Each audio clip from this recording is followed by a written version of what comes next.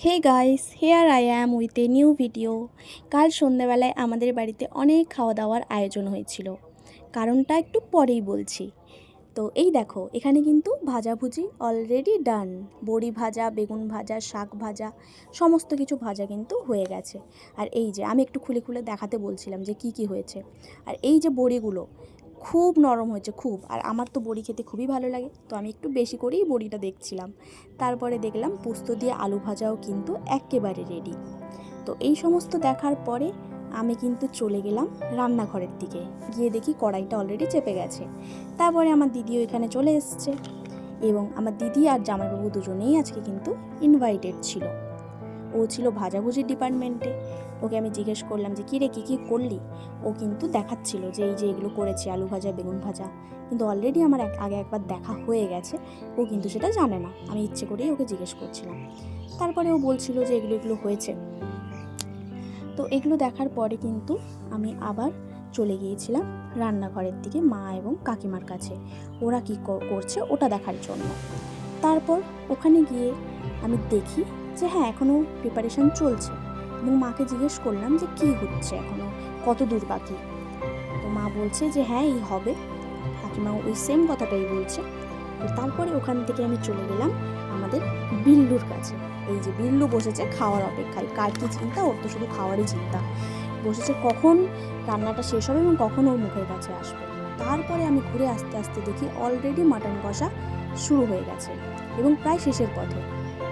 যখন এসে দেখি গরম গরম লাল লাল ধোঁয়া ওঠা মাটন উনুনের চুলোতে বসে রান্না হচ্ছে, তো ওটার শট না নিয়ে পারি? তোমরাই বলো। আমি তো ভয়েস ওভার দিতে দিতেই আমার খিদে পেয়ে গেল। তোমাদেরও নিশ্চয়ই খুব খিদে পাচ্ছে, তাই না? তো তোমরাও বাড়িতে কিন্তু এরকম ঝাল ঝাল মাটন কষা করে খাও। আরেকদিকে এই চিকেনের মশলাও হয়ে গেছে। আরেকদিকে চিকেনের মশলা হচ্ছে, দুটো উনুন, একটাতে মাটন হচ্ছে আর একটাতে চিকেন হচ্ছে। যাই বলো, উনুনের রান্নার কিন্তু টেস্ট আলাদা একদম, যেটা আমরা গ্রামের মানুষরা খুব ভালো করেই জানি। তারপরে এই যে ফুটন্ত ঝোল, মাংসের ঝোল, জমে যায় ব্যাপারটা। তারপরে দেখো এখানে একটু চিকেন কষাও খাওয়া হচ্ছিলো। আর এটা কিন্তু খাচ্ছিল আমাদের জামাইবাবু। যেহেতু জামাই এসেছে, তাকে তো আগে দিতেই হবে। তারপরে আমরাও একটু খেয়ে নিচ্ছিলাম ওখানে। আর চিকেন কষাটা কি বলবো, জাস্ট দারুণ হয়েছিল। তো তারপর খাওয়া দাওয়ার পর আমি একটু ভিডিও বানাচ্ছিলাম। এখানে আমিও খাচ্ছিলাম এবং আমার দিদিও একটু খাচ্ছিল। আর যেটা বললাম, সত্যিই দারুণ হয়েছিল। তোমরা দেখলেই বুঝতে পারবে যে কতটা ভালো লাগছিল খেতে। তো হ্যাঁ, যেটার জন্য মেন প্রিপারেশান সেটাই বলা হলো না। এটা কিন্তু একটা আইবুড়ো ভাতের আয়োজন হয়েছিল।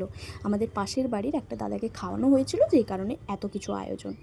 তো তারপরে কিন্তু খেতে বসে গিয়েছিল একে একে সবাই। এখানে জামাইবাবুর একটু তাড়াহুড়ো ছিল, যেই কারণে ও আগে বসে গিয়েছিল।